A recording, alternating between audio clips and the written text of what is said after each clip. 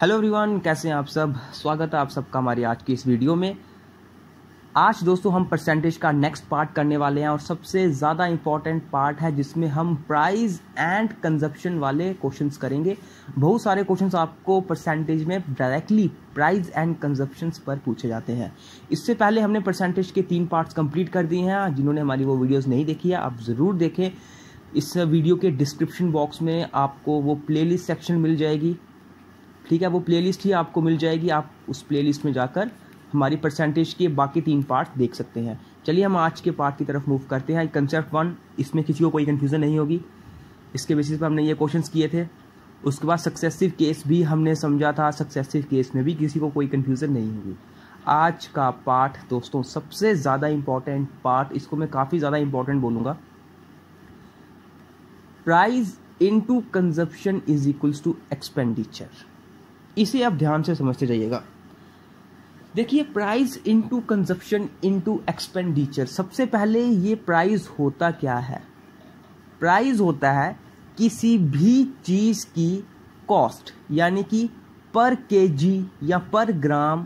अगर वो चीज़ ग्राम में मिलती है, अगर वो चीज़ लीटर में मिलती है, अगर वो चीज़ किलोग्राम में मिलती है, तो उस चीज़ का पर किलोग्राम प्राइस या कॉस्ट क्या है, ठीक है।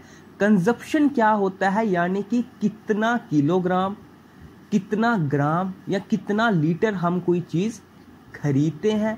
और एक्सपेंडिचर क्या होता है कि हमारा खर्चा कितना है, यानी कि हमने कोई चीज़ कितना पैसा हमने उस चीज़ के लिए दिया है। इसकी मैं आपको एक बिल्कुल सिंपल एग्जांपल बताता हूँ। दोस्तों, सपोज करो आपको मैं बोलता हूँ कि शुगर है, ठीक है। शुगर की एक एग्जांपल देता हूँ। शुगर 10 रुपीज़ पर केजी मिल रही है, ठीक है। शुगर कितना मिल रहा है? 10 रुपीज़ पर केजी। शुगर मिल रहा है 10 रुपीज़ पर केजी। और मैं आपको बोलूँ आप 10 किलो शुगर लेकर आओ, 10 किलो शुगर लेकर आओ, तो बताओ आपका खर्चा कितना हो जाएगा। बिल्कुल सिंपल क्वेश्चन है दोस्तों ये। अगर मैं आपको बताऊं कि शुगर 10 रुपये प्रति किलो मिल रही है, 10 रुपीज़ पर केजी मिलती है, और कंजप्शन मैंने आपको बोला कि आपको कितनी खरीद कर लानी है, कितना कंजप्शन आपका होना चाहिए, 10 केजी आपको शुगर खरीद कर लानी है, तो क्या होगा? प्राइस यानी कि जो 10 रुपीज़ पर केजी है इनटू कंजप्शन कितना, 10 केजी का आपको कंजप्शन है, 10 केजी शुगर खरीद कर लानी है, तो फिर खर्चा कितना हो जाएगा? 10 इंटू 10 यानी कि 100 रुपीज़ का आपका खर्चा हो जाएगा। क्या ये बात समझ आई? क्या इस चीज़ में किसी को कोई कन्फ्यूज़न हुई कि ये प्राइस, कंजप्शन, एक्सपेंडिचर क्या चीज़ है? मैं आपको एक और एग्जांपल देता हूँ। सपोज 50 रुपये पर केजी राइस मिलता है, ठीक है। 50 रुपीज़ इधर लिखता हूँ मैं, 50 रुपीज़ पर केजी राइस मिलता है, ठीक है। मैं आपको बोलता हूँ कि मैं आपको देता हूँ खर्चा करने के लिए 100 रुपया, तो 100 रुपये में कितने किलो राइस आएंगे?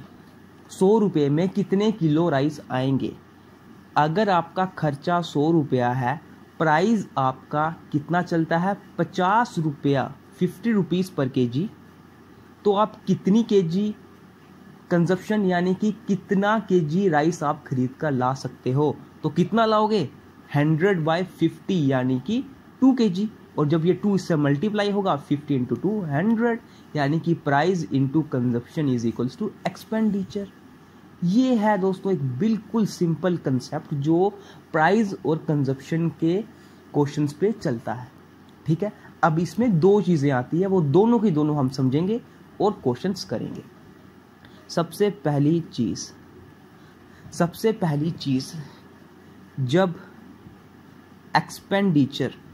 जब आपका एक्सपेंडिचर कांस्टेंट हो।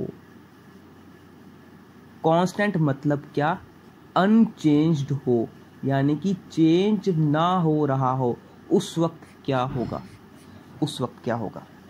इसका मतलब क्या है? इसका मतलब ये, इतनी सिंपल लैंग्वेज में इसका मतलब समझिए कि आपको आपके घर वाले, आपकी मम्मी जी, आपके पापा जी आपको सिर्फ 50 रुपये देते हैं कि 50 रुपये ले और दुकान से कहीं से बाज़ार से सब्जी लेकर आ जितने भी 50 रुपये में मिलती है।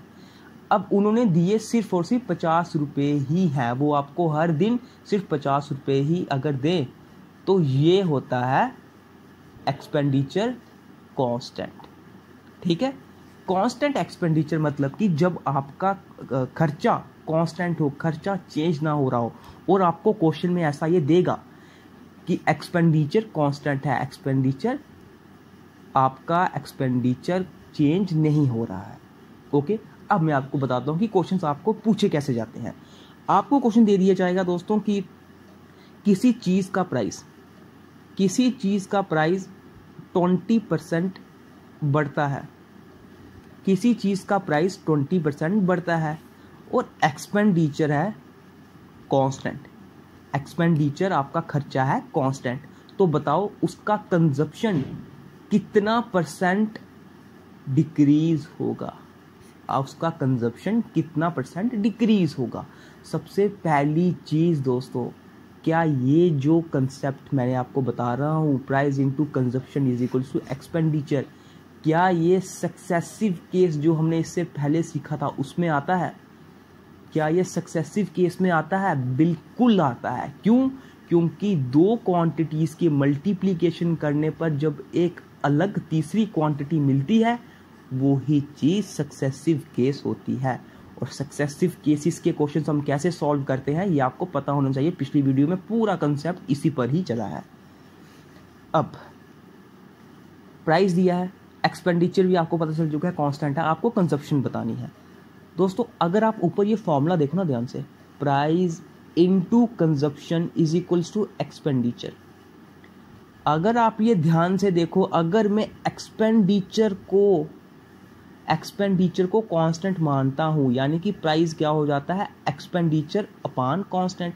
अगर मैं एक्सपेंडिचर को कांस्टेंट मान लेता हूँ तो क्या होगा, जो प्राइस है वो डायरेक्टली प्रोपोर्शन हो जाएगा कंजप्शन के। इसका मतलब क्या हुआ कि अगर प्राइस बढ़ता है कंजप्शन घटेगा, अगर प्राइस कम होता है कंजप्शन बढ़ेगा।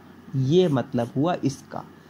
अब देखो क्वेश्चंस कैसे किए जाते हैं सक्सेसिव केस के यूज से। आपको क्या बोला है कि किसी चीज़ का प्राइस, सपोज राइस का प्राइस 20% बढ़ता है, एक्सपेंडिचर कांस्टेंट है, आप हमें बताओ कि कंजप्शन कितना परसेंट कम होगा। सक्सेसिव केस कैसे किया जाता है, परसेंट को सबसे पहले रेशियो में कन्वर्ट करो, 20% यानी कि 1/5, यानी कि प्राइस जो था पहले प्राइस 5 था, उसके बाद उसमें 1 का इंक्रीमेंट हुआ, 1 उस पर बढ़ा है, अब प्राइस 6 बन चुका है, फिर आता है कंजप्शन। अब मुझे बताओ कंजप्शन क्या होगा, अगर नीचे जो एक्सपेंडिचर है, क्योंकि price into consumption is equal to expenditure होता है, वो आपका कांस्टेंट है, तो इसमें तो आपको कुछ ध्यान देने की जरूरत नहीं होगी क्योंकि ये चीज़ है कांस्टेंट। ठीक है, ये कांस्टेंट है। मैंने अभी आपको बताया price is inversely proportional to consumption, यानी कि अगर प्राइस बढ़ता है तो कंजप्शन कम होगा, कंजप्शन बढ़ेगा तो प्राइस कम होगा। यानी कि प्राइस अगर 5 से 6 हुआ है तो कंजप्शन इसका उल्टा होगा, 6 से 5, इस तरह से जाएगा कंजप्शन। ठीक है, इस तरह से जाएगा कंजप्शन।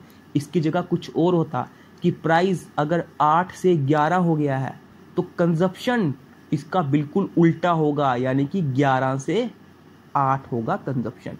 अगर ऐसा होता कि प्राइस 15 से 12 हो गया है तो कंजप्शन इसका उल्टा होता, क्योंकि price is inversely proportional to consumption, और यही चीज़ ये बताता है, यानी कि कंजप्शन उल्टा होगा 12 से 15। ओके, अब आते हैं हम क्वेश्चन पे। प्राइस मेरा 20% बढ़ा, 5 से 6 हुआ, कंजप्शन इसका उल्टा होगा यानी कि 6 से 5 हुआ। अब बताओ कंजप्शन का क्या हुआ, कंजप्शन पहले 6 था, अब वो कंजप्शन 5 हो चुका है। ये होता है इनिशियल, ये होता है फाइनल। कंजप्शन पहले 6 था, अब कंजप्शन 5 हो चुका है। कंजप्शन अब 1 कम हुआ है, लेकिन किस पे दोस्तों, कंजप्शन 1 तो कम हुआ है लेकिन किस पे, 6 पे, विद रिस्पेक्ट टू 6 जो पहले वाली क्वांटिटी होती है उस पे कम हुआ है कंजप्शन 6 इंटू 100, ताकि हम फ्रैक्शन को परसेंटेज में बना सकें। इसको 100 से मल्टीप्लाई करते हैं और 1/6 इंटू 100 क्या होगा 16/3%, यानी कि राइट आंसर क्या होगा, कंजप्शन 16/3% कम हुआ है। ओके, बात समझ आई। इस क्वेश्चन में आपको कोई भी कंफ्यूजन अगर हो तो आप मुझे बता सकते हो। ये था इसका प्राइस इनटू कंजप्शन का पहला कंसेप्ट जो आपको सीखना था, कांस्टेंट जब हमारा एक्सपेंडिचर रहता है। ओके, इसके बेसिस पर अगर मैं आपको एक और एग्जांपल बताऊं, अगर आप वो मुझे खुद निकाल कर दो। अब मैं आपको एक नया क्वेश्चन देता हूं। सपोज दोस्तों किसी चीज़ का हमारे पास अगर मैं बोलता हूं राइस का या शुगर का ही प्राइस, शुगर का प्राइस 33.33% बढ़ता है, कम होता है, इस बार मैं कम रखता हूँ, ठीक है। शुगर का प्राइस 33.33% कम होता है। बताओ मुझे कंजप्शन कितना परसेंट बढ़ेगा अगर हमारा एक्सपेंडिचर कांस्टेंट है, अगर हमारा एक्सपेंडिचर कांस्टेंट है। निकालो क्वेश्चन, ये वाला कैसे निकलेगा। परसेंटेज अगर हमें सक्सेसिव केस के थ्रू करना है, हमें परसेंटेज को रेशियो में कन्वर्ट करना होता है। 33.33% क्या होता है 1/3, यानी कि प्राइस पहले क्या था 3, उसके बाद क्या हुआ, उसके बाद 1 कम हुआ है और ये बन चुका है 2। ओके, तो कंजप्शन क्या होगा, कंजप्शन क्या होगा, बिल्कुल इसका उल्टा, क्योंकि price is inversely proportional to consumption, यानी कि कंजप्शन 2 से 3 हो जाएगा। और एक्सपेंडिचर मुझे क्या दिया है कांस्टेंट, तो एक्सपेंडिचर पर मुझे जाने की ज़रूरत नहीं है। मुझे क्या बोला गया है कि अगर प्राइस 33.33% बढ़ा है तो कंजप्शन कितना घटा है, तो कंजप्शन कितना परसेंट बढ़ेगा। कंजप्शन कितना बढ़ा है 2 से 3 हुआ है, यानी कि कितना बढ़ा है 1 बढ़ा है। किस पे, इस पे इनिशियल वैल्यू 2 पे इंटू 100, तो कितना हुआ ये 50% कंजप्शन बढ़ा है, राइट आंसर। ठीक है, बड़ा मैंने कैसे बताया, ज़्यादा हुआ है 2 से 3 हुआ है तो ज़्यादा हुआ है, बड़ा है, ठीक है। 50% इज द राइट आंसर। इतने सिंपल क्वेश्चन हैं दोस्तों प्राइस इनटू कंजप्शन के। तो मैं आपको कुछ क्वेश्चंस देता हूं, आप वो क्वेश्चंस ट्राई करो। ये देखो, ये दोनों क्वेश्चंस बिल्कुल सेम है। इसमें कंजप्शन, इसमें जो हमारा एक्सपेंडिचर है वो, उसमें कोई भी आपको बदलाव नहीं दिखेगा। बिल्कुल सिंपल क्वेश्चन दोस्तों है। पहला क्वेश्चन देखिए, what will be the change in the expenditure of an item by 37.5% decrease in price and 71.713% increase in consumption। इस क्वेश्चन में क्या बोला गया, ये आपको बिल्कुल सिंपल क्वेश्चन दे दिया गया है, बिल्कुल सिंपल क्वेश्चन दे दिया गया है। प्राइस और कंजप्शन दोनों की वैल्यू बताई हुई है। सबसे पहले मैं प्राइस पे आता हूँ। प्राइस का क्या बोला है 37.5% डिक्रीज इन प्राइस। 37.5% क्या होता है 3/8। अभी आप सबको वैल्यूज याद होनी चाहिए, यानी कि पहले प्राइस 8 था, उसके बाद प्राइस 3 कम हो गया और बन गया 5, ये हुआ प्राइस। कंजप्शन क्या क्या हुआ 71.3/7% इंक्रीज इन कंजप्शन। दोस्तों 14.2/7% अगर आपको याद हो क्या था 1/7, तो 71 कहाँ पर आता है जब आप 14 को 5 से मल्टीप्लाई करोगे 5/7, यानी कि पहले कंजप्शन 7 था, उसके बाद कंजप्शन 5 उसमें इंक्रीज हुआ है और फिर वो बन चुका है 12। तो बताओ what will be the change in expenditure. Expenditure में क्या चेंज आएगा, एक्सपेंडिचर में क्या चेंज आएगा। एक्सपेंडिचर कैसे निकलता है, price into consumption is equal to expenditure, यानी कि 8 × 7, 8 7 जा 56, फिर क्या है 12 5 जा 60। पहले कंजप्शन 56 था, अब कंजप्शन 60 हो चुका है। क्या हुआ, पहले एक्सपेंडिचर 56 था, अब एक्सपेंडिचर 60 हो चुका है। क्या चेंज हुआ है, एक्सपेंडिचर में 4 बड़ा है, यानी कि 4 वैल्यू इंक्रीज हुई एक्सपेंडिचर में। किस पे पर, किस पे, इस 56 पे, पुरानी वैल्यू पे। 56 × 100, तो 4 1 4 4 4 16, यानी कि 100 अपॉन 14, जो वैल्यू होती है 7.14% के बराबर। 7.14% इंक्रीज हुआ है, 56 से 60 पहुंचा है, यानी कि इंक्रीज हुआ है। ये था आपका पहला क्वेश्चन, बिल्कुल सिंपल। ठीक है, इसमें कुछ नहीं बोला था, इसमें सिर्फ आपको फॉर्मूला याद करना था, वैसे क्वेश्चन निकालना था। अब आप सेकंड क्वेश्चन पे आइए। The price of sugar decreased bye 13.33%. What percentage of increase in consumption by a housewife so that expenditure remains unchanged? सबसे पहली चीज आपको क्या देखनी है, एक्सपेंडिचर अनचेंज्ड है, यानी कि कांस्टेंट है। एक्सपेंडिचर कांस्टेंट है। प्राइस का क्या बोला जा रहा है, प्राइस आपका 13.33% इंक्रीज डिक्रीज हुआ है।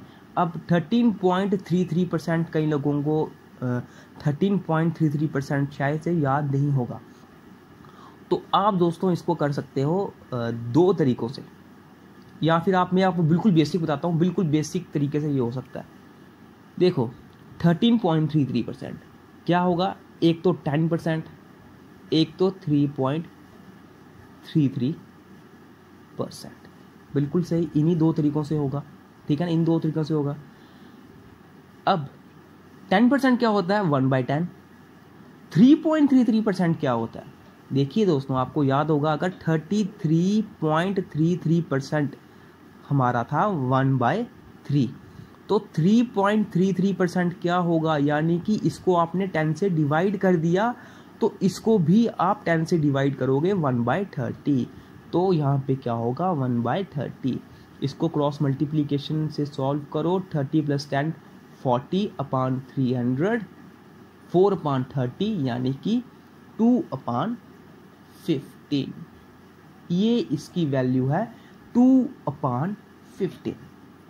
ठीक है, कोई इसमें कंफ्यूजन आपको नहीं होगी।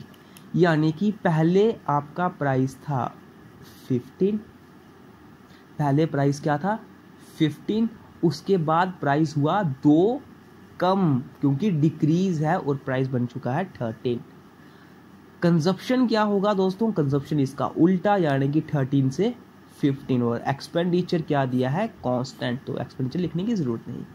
अब क्या मुझे फाइंड करना है कि percentage increase in consumption, consumption कितना परसेंट इंक्रीज हुआ है। कंजप्शन कितना इंक्रीज हुआ है 2, पर किस पे, इस 13 पे, यानी कि कंजप्शन 2 इंक्रीज हुआ है, किस पे इंक्रीज हुआ है 13 पे, इंटू 100। तो जब आप इसको सॉल्व करोगे 200/13, तो आपकी वैल्यू ये आ जाएगी 1/13 आपका होता है 7.69%, तो 2/13 आपको हो जाएगा 15.38%। ठीक है, 15.38% आपका आंसर आ जाएगा। 15.38% इंक्रीज हुआ है कंजप्शन। ये वाला कंसेप्ट दोस्तों आपको बिल्कुल समझ आ चुका होगा, किसी भी टाइप की आपको कंफ्यूजन नहीं होनी चाहिए यहाँ पर, कि हम ये जब एक्सपेंडिचर हमारा कांस्टेंट होता है तब हम निकालते कैसे हैं क्वेश्चंस को। इसके बाद आप यहाँ पर देख रहे होंगे, अब मैंने आगे क्वेश्चन दिया, एक्सपेंडिचर इज रिड्यूस्ड बाय 4.76%। ठीक है, expenditure is reduced by, expenditure हो चुका है कम। अब ये क्वेश्चन कैसे निकालेंगे, when the price of an article is reduced by 28.5%, article का प्राइस 28.5% क्या हुआ, कम हुआ। ठीक है, मैं लिख लेता हूं, प्राइस क्या था, कम हुआ 28.5%। ये क्या होता है, ये होता है 2/7। कैसे, 14.28% मेरा 1/7 है, तो जब आप इसको 2 से मल्टीप्लाई करोगे ये 28.57% बन जाएगा। प्राइस पहले 7 था ओरिजिनल वैल्यू, उसके बाद प्राइस 2 कम हुआ है और बन चुका है 5। कंजप्शन के बारे में क्या बोला गया, how much it's consumption should be increase, की कंजप्शन कितना इंक्रीज होगा, so that it's expenditure is reduced by only 4.76%। ये क्वेश्चन है जब हमारा एक्सपेंडिचर कांस्टेंट ना हो, जब हमारा एक्सपेंडिचर कांस्टेंट ना हो। जब दोस्तों हमारा एक्सपेंडिचर कांस्टेंट नहीं होता है, आपको नीचे लिखनी होती है एक्सपेंडिचर की value. Expenditure is reduced by 4.76%, 4.76% यानी कि 1/21। एक्सपेंडिचर पहले 21 था, फिर उसमें एक कमी हुई और बन चुका 20। ये हुआ एक्सपेंडिचर। हमें फाइंड क्या करना है कि हमारा कंजप्शन कितना इंक्रीज हुआ है, कंजप्शन कितना इंक्रीज हुआ है। मुझे नहीं पता कंजप्शन कितना इंक्रीज हुआ है, मैं एक्स से लेकर वाई तक रख लेता हूँ। मैं इसको 5 to 7 कर सकता था दोस्तों, लेकिन क्यों नहीं किया? एक्सपेंडिचर कांस्टेंट नहीं है। जब एक्सपेंडिचर कांस्टेंट होगा तभी कर सकता हूँ, नहीं है तो फिर इसको मैं नहीं कर सकता हूँ। ठीक है, अब मुझे क्या फाइंड करना है, एक्स से वाई कितना गया है। अब यहाँ पे एक्स से वाई निकालने की एक बिल्कुल सिंपल टेक्निक है दोस्तों, आपको सिर्फ क्रॉस मल्टीप्लाई कर देनी है, इसकी इधर और इसकी इधर, यानी कि एक्स के नीचे आप क्या लिखोगे, 5 into 21 एंड y के नीचे आप क्या लिखोगे, 7 into 20। इस तरह से ठीक है। 5 4 20, 7 3 21, यानी कि 3 से 4, यानी कि कंजप्शन आपका 3 से 4 हुआ है। एक बड़ा है पर किस पे, 3 पे इंटू 100, और ये किसके बराबर होता है, 33.33% इंक्रीज हुआ है कंजप्शन। इस तरह से ये क्वेश्चंस निकाले जाते हैं जब आपका कंजप्शन कांस्टेंट, जब आपका एक्सपेंडिचर कांस्टेंट नहीं होता है। ओके, जब आपका एक्सपेंडिचर कांस्टेंट नहीं होता है, इस तरह से दोस्तों ये क्वेश्चंस निकाले जाते हैं। ठीक है, बिल्कुल सिंपल था। मुझे लगता है आपको इसमें कोई कंफ्यूजन होगी, क्योंकि बिल्कुल सिंपल क्वेश्चन, बेसिक कंसेप्ट पे ये क्वेश्चंस चलते हैं। अब हम करने वाले हैं दोस्तों नेक्स्ट लेवल क्वेश्चंस, जो सबसे ज़्यादा पूछे जाते हैं एग्जाम्स में। तो ये क्वेश्चंस आपको पहले, इसके लिए मुझे आपको कंसेप्ट समझाना पड़ेगा। कंसेप्ट समझिए दोस्तों, price into consumption is equals to expenditure का सेकंड कंसेप्ट है ये। ठीक है, एक एग्जांपल देके समझाता हूँ दोस्तों। सपोज आपके घर पे मम्मी जी हैं, ठीक है, वो आपको बोलते हैं, ठीक है, ये आप हो, ये आपकी मम्मी जी हैं, वो आपको बोलते हैं कि मेरे पास 100 रुपीज़ है और मैं तुम्हें 100 रुपीज़ देती हूँ, तुम दुकान से पूरे 100 रुपीज़ की तुम 100 रुपीज़ के चावल लेकर आओ। ठीक है, तुम दुकान से 100 रुपीज़ के चावल लेकर आओ। ओके, ठीक है, वो दुकान जाता है, उसके पास एक्सपेंडिचर खर्चा करने के लिए कितना रुपया होता है, सिर्फ 100 रुपीज़। ठीक है, सिर्फ 100 रुपीज़ उसके पास खर्चा करने के लिए है। प्राइस क्या होता है राइस का प्राइस होता है 20 रुपया, 20 रुपया पर केजी। ठीक है, पर केजी राइस का प्राइस क्या होता है, 20 रुपया पर केजी। 20 रुपया पर केजी राइस का प्राइस होता है, उसके पास 100 रुपया होता है। बताओ मुझे वो कितने किलो चावल लेकर आएगा, 5 किलो चावल वो लेकर आएगा। 25 सा 100, price into consumption is equals to expenditure. ये बात आपको समझ आ गई होगी। ठीक है, ये बात आपको समझ आ गई होगी, बिल्कुल सिंपल है। मैंने आप जैसे लैंग्वेज में आपको समझा सकता था, मैंने बताया कि अगर घर से 100 रुपया मिलता है और चावल हमारे 20 रुपये पर केजी चल रहा है, तो जब हमें 100 रुपया मिलेगा, हम 100 रुपये में कितने चावल लेकर आएंगे, 5 किलो चावल हम लेकर आएंगे। लेकिन अगले दिन बाद में क्या होता है, ये इनिशियल था, फाइनल बाद में क्या होता है, आपके प्राइस में 50% इंक्रीज हो जाता है। 50% इंक्रीज मतलब, अच्छा 50% काफ़ी ज़्यादा हो जाएगा, आप इसको करो 25% कर लो। ठीक है, 20% कर लो, 20% इंक्रीज कर लो। ओके, तो आपके प्राइस में, अच्छा 25% कर लो, ठीक है, 25% बेस्ट रहेगा। 25% इंक्रीज आपके प्राइस में। अब क्या होता है दोस्तों, नेक्स्ट दिन क्या होता है, आपके प्राइस में 25% इंक्रीज हो जाता है। ठीक है, 25% इंक्रीज हो जाता है। घर से मिलते हैं हमें 100 रुपीज़, ये लो 100 रुपीज़ और जाओ सब्जी लेकर आओ, राइस लेकर आओ। ठीक है, 100 रुपये के चावल लेकर आओ। जब वो वहाँ जाता है, उसे पता चलता है कि प्राइस अब राइस का 25% इंक्रीज हो चुका है, यानी कि 20 रुपये के चावल अब 25 रुपये के मिल रहे हैं। 20 रुपये वाले चावल अब 25 रुपये पर केजी मिल रहे हैं। तो अब बताओ मुझे, वह कितने चावल लेकर आएगा, वह लेकर आएगा 4 केजी चावल 100 रुपये में ही। यानी कि आपको एक बात पता चल गई कि जब मेरा प्राइस इंक्रीज हुआ मेरा कंजप्शन डिक्रीज हो गया। पहले 20 रुपये पर केजी मिल रहे थे, मैंने 5 किलो चावल लाए। अब 25 रुपये पर केजी मिल रहे हैं तो मैंने 4 किलो चावल लाए, क्योंकि खर्चा मेरे पास 100 रुपीज़ ही था। खर्चा मेरे पास 100 रुपीज़ ही था। ठीक है, तो इस सेकंड कंसेप्ट पर आपको पूछे जाते हैं क्वेश्चंस, और ये कैसे करते हैं मैं आपको समझाता हूं। क्वेश्चंस आपको किस तरह से पूछ लिया जाएगा दोस्तों कि चावल या शुगर किसी का भी प्राइस 25% इंक्रीज हो गया। ठीक है, प्राइस किसी भी चीज का 25% इंक्रीज हो गया। इसके कारण क्या हुआ, एक्सपेंडिचर हमारा था 100 रुपया, एक्सपेंडिचर था 100 रुपया। ठीक है, तो आप मुझे बताओ कि पहले वो कितने चावल लेके आ रहा था, यानी कि इनिशियल कंजप्शन क्या था, और बाद में वो कितने चावल लेकर आ रहा था, फाइनल कंजप्शन क्या था। ये अगर आपको ऐसे क्वेश्चंस पूछे जाते हैं। देखो क्या हुआ है, बोलता है कि प्राइस आपका 25% इंक्रीज हुआ है, खर्चा करने के लिए आपके पास 100 रुपया खर्चा करने के लिए था, और इस 25% प्राइस के इंक्रीज के कारण क्या हुआ है, अब आप 2 किलो कम चावल लाते हो, यानी कि 2 किलो कंजप्शन आपका कम हुआ है। तो आप मुझे इनिशियल कंजप्शन बताओ, फाइनल कंजप्शन बताओ, इनिशियल प्राइस बताओ, फाइनल प्राइस बताओ। ये चारों की चारों चीज़ें। इन क्वेश्चंस को करने का बिल्कुल सिंपल तरीका दोस्तों ये है, ध्यान से समझिए। प्राइस आपका 25% इंक्रीज हुआ है, यानी कि 1/4। पहले प्राइस आपका 4 था, अब प्राइस आपका 5 है। समझिए दोस्तों, ऐसे ही क्वेश्चंस आपको सारे करने हैं। पहले प्राइस आपका 4 था, अब प्राइस आपका 5 है। कंजप्शन का क्या होगा, क्योंकि एक्सपेंडिचर इस बार 100 रुपया ही है, एक्सपेंडिचर कांस्टेंट है, एक्सपेंडिचर चेंज की कोई बात नहीं करता है ऐसे क्वेश्चंस में। तो कंजप्शन का क्या होगा, 5 से 4, 5 से 4।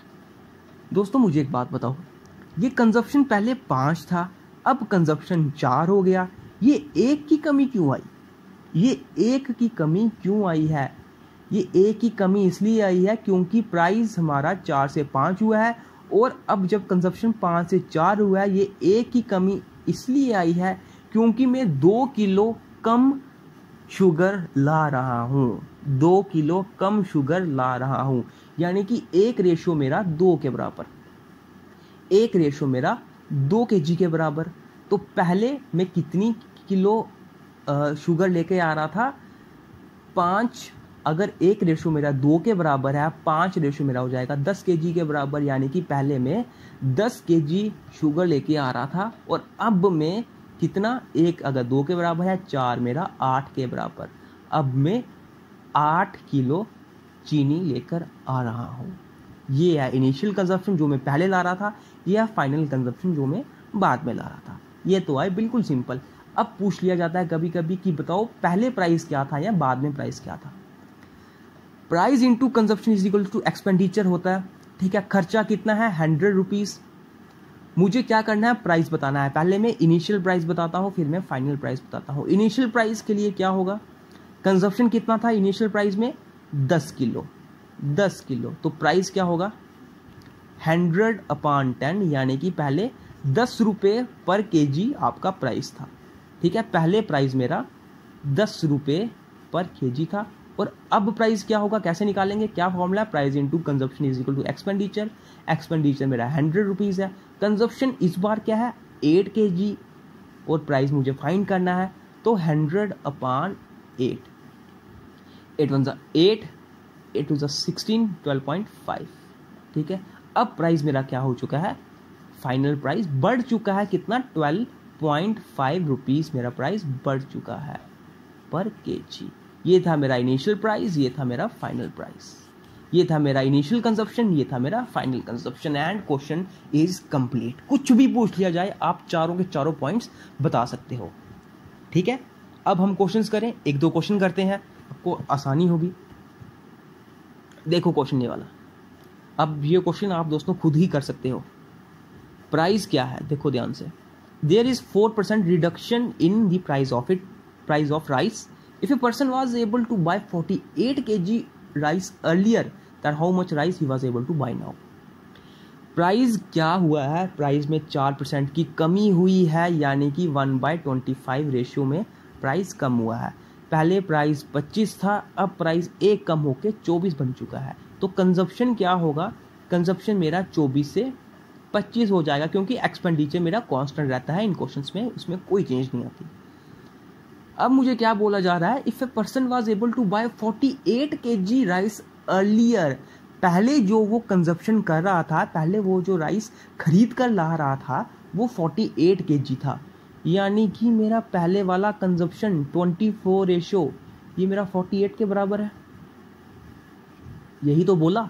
अगर ऐसा बोलता है if a person was able to buy 50 kg rice later, यानी कि बाद में जब प्राइस इंक्रीज हो गया तो मेरा 25-50 के बराबर आता। यहाँ पे बोला जा रहा है if a person was able to buy 48 kg of rice earlier, तो ये 24 मेरा जो अर्लियर कंजप्शन था ये मेरा 48 के बराबर होगा। एक रेशो मेरा 2 kg के बराबर होगा, यानी कि पहले अगर वो 48 kg ला रहा था, एक रेशो मेरा 2 kg के बराबर है, अब वो कितना लाएगा, 25 रेशो मेरा क्या होगा, 50 kg। तो पहले वो 48 kg ला रहा था, अब वो कितना ला रहा था, 50 kg।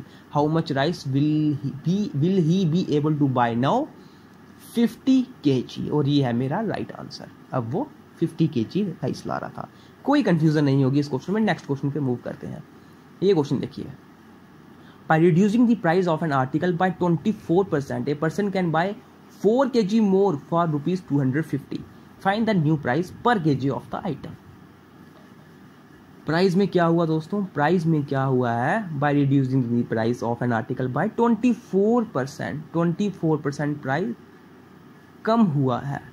ठीक है, 24 यानी कि 425 या 46 या 6/25 आपका प्राइस कम हुआ है, यानी कि पहले प्राइस 25 था, अब प्राइस 6 कम हुआ है और बन चुका है 19। कंजप्शन का क्या होगा, 19 से 25 हो जाएगी कंजप्शन। ठीक है, एक्सपेंडिचर मुझे दिया है 250। A person can buy 4 kg मोर। अब क्या हो रहा है कि एक आदमी 4 kg ज़्यादा चीनी ज़्यादा आपका कुछ राइस ला पा रहा है, कुछ भी चीज़ ला पा रहा है, जो भी आर्टिकल आपको दिया गया है। क्यों, क्योंकि कंजप्शन आपका कितना बढ़ चुका है, 6 रेशो में कंजप्शन बढ़ा है। यानी कि ये 6 रेशो क्यों बढ़ा है, क्योंकि अब आप 4 kg ज़्यादा आर्टिकल ला पा रहे हो। तो एक रेशो किसके बराबर होगा, एक रेशो होगा 4/6 kg, यानी कि 2/3 kg के बराबर। एक रेशो 2/3 kg के बराबर है, तो 19 रेशो क्या होगा, 19 × 2/3 कंजप्शन ये होगा इस रेशियो का, इसका इनिशियल कंजप्शन ये होगा, और फाइनल कंजप्शन आपका क्या होगा, 25 × 2/3। देखो एक रेशियो 2/3 के बराबर है, तो 19 रेशियो 19 × 2/3, 25 रेशियो 25 × 2/3। ठीक है, मुझे क्या फाइंड करना है, फाइंड द न्यू प्राइस पर केजी। नया प्राइस क्या है, 19। ठीक है, इसका मुझे आपको फाइंड करना है। ठीक है, इससे मेरा कोई लेना देना नहीं, मुझे सिर्फ नया प्राइस फाइंड करना है। प्राइस कैसे निकाला जाता है, price into consumption is equal to expenditure. मुझे नया प्राइस निकालना है, यानी कि इस 19 के नीचे वाला कंजप्शन जो है ये मुझे यूज करना है। प्राइस इंटू कंजप्शन क्या है, 25 × 2/3 इज इक्वल टू एक्सपेंडिचर क्या है, 250। 25 × 10 2 5 तो प्राइस मेरा क्या आ जाएगा, फाइनल प्राइस, नया प्राइस क्या आ जाएगा मेरा, 3 × 5। यहाँ पे पीछे मल्टीप्लीकेशन है क्योंकि प्राइस इंटू कंजप्शन है। 3 5 15 rupees per kg is my new price and it is the right answer. Okay, बिल्कुल सिंपल था दोस्तों, ये बिल्कुल सिंपल था। अगर आपने कंसेप्ट सीख ली है तो आपको ऐसे क्वेश्चंस करने में कोई भी प्रॉब्लम नहीं होगी। अब मैं कुछ क्वेश्चंस आपको होमवर्क के लिए दे लेता हूँ। ये भी क्वेश्चन बिल्कुल सेम है जैसे हमने अभी किया था, बिल्कुल सेम है। The price of rice has come down by 20%, यानी कि 1/5 में प्राइस का चेंज आता है। पहले 5 है, अब वो 4 हो जाएगा, तो कंजम्पशन क्या हो जाएगा, 4 से 5। Now a person can buy 500 grams more sugar. ये ए का इंक्रीज जो कंजप्शन में हुआ है, ये एक इसके बराबर आ जाएगा 500 ग्राम्स के। तो मुझे क्या बताना है, द इनिशियल प्राइस। पहले मैंने फाइनल प्राइस बताया था, अब मुझे इनिशियल प्राइस बताना है, वो आप जरूर फाइंड कीजिएगा। इसके बाद एक ये वाला क्वेश्चन भी है, when the price of T is increase by 30%, जब टी का प्राइस 30% इंक्रीज हो जाता है, family reduced its consumption to a 10% increase in the expenditure. यहाँ पे कंजप्शन के बारे में नहीं बताया गया है, यहाँ पर प्राइस के बारे में आपको बताया गया है, लेकिन कंजप्शन के बारे में आपको नहीं बताया गया है। तो कंजप्शन के लिए आप क्या करोगे, x/y मान लोगे, और एक्सपेंडिचर आपको बताया गया है कितना, 10% इंक्रीज, 10 से 11। प्राइस के लिए क्या है 30%, यानी कि 10 से 30। तो क्या करते हो आप, फिर आप करते हो क्रॉस मल्टीप्लीकेशन, ठीक है। तो क्रॉस मल्टीप्लीकेशन लेकर आप आराम से ये क्वेश्चन निकाल सकते हो। और आपको क्या बताना है कि जब टी का कंजप्शन पहले 39 kg था, अब टी का कंजप्शन क्या हो जाएगा। ये क्वेश्चन आपको आराम से करना है। अगर नहीं निकल रहा तो मैं आपको कल ज़रूर बताऊंगा। और इसी के साथ दोस्तों हमारा प्राइस इनटू कंजप्शन वाला कंसेप्ट भी कंप्लीट होता है। जितने ज़्यादा क्वेश्चंस आप प्रैक्टिस करोगे आपके लिए बेहतर होगा। तो मिलते हैं आपसे अब नेक्स्ट वीडियो में। नेक्स्ट वीडियो में हम प्राइस इनटू कंजप्शन के बाद एक और इम्पॉर्टेंट कंसेप्ट आता है, इनकम एंड सेविंग्स। इस पर भी आपको क्वेश्चंस काफ़ी ज़्यादा पूछे जाते हैं, ये कंसेप्ट भी हम सीखेंगे, ठीक है। मिलते हैं हम आपसे अब नेक्स्ट वीडियो में परसेंटेज के नेक्स्ट पार्ट के साथ। अगर आप हमारे चैनल पर न्यू है दोस्तों, चैनल को सब्सक्राइब कर सकते हो आप, और हमारे साथ आप जूनियर असिस्टेंट की तैयारी अपनी रेगुलर रख लीजिए। एंड जैसे आपका सब इंस्पेक्टर का सिलेबस रिलीज़ होता है, हम उसके लिए भी तैयारी आपके लिए स्टार्ट कर देंगे। मिलते हैं आपसे अब नेक्स्ट वीडियो में।